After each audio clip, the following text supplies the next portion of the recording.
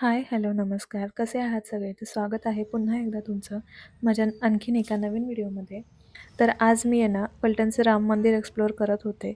सोबतच मला शेजारी जबरेश्वराचं मंदिर दिसलं. हे सुद्धा मंदिर खूप जुनं आहे आणि अतिशय रेखीव काम केलेलं आहे. तर हे आहे राम मंदिर फलटण येथे.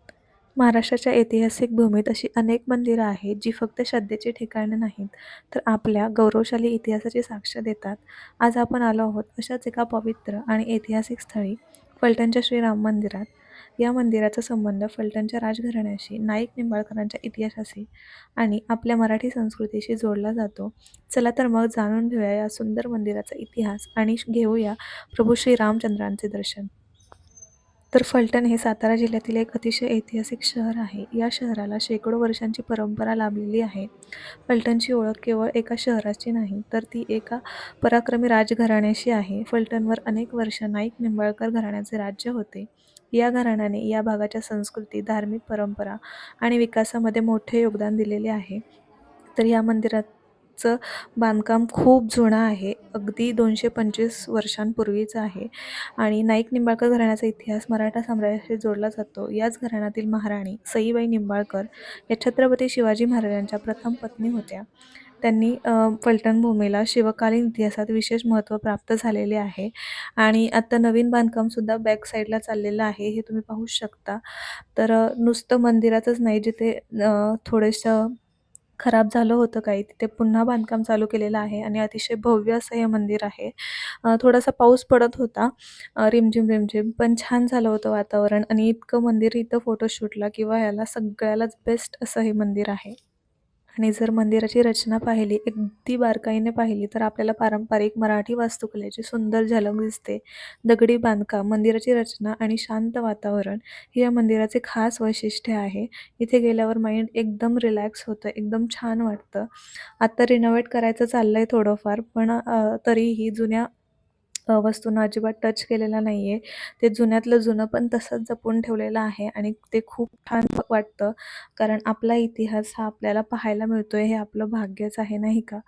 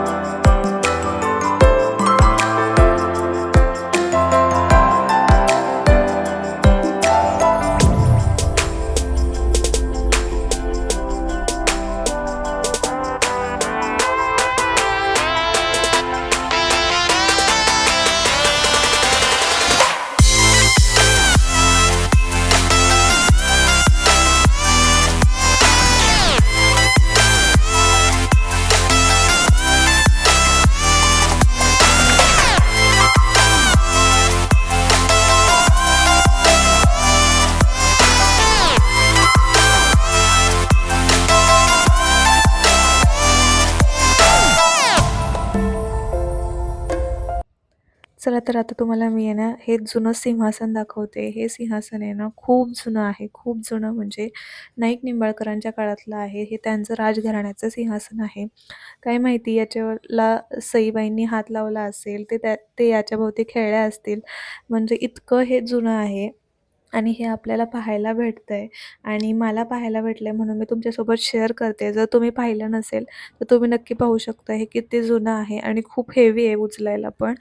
तर हे असंच झाकून ठेवलेलं होतं आणि हे असंच जे भाविक येतात त्यांना बघण्यासाठी ठेवलेलं आहे ह्या वाड्यामध्ये. तर खूप छान आहे हे, म्हणजे खरंच आपल्याला इतिहासाची अ, पुनरावृत्ती होते इथे उभं राहिल्यावरती. त्याच्यानंतर मी शांत मंदिरामध्ये बसले होते. खूप छान वाटत होतं.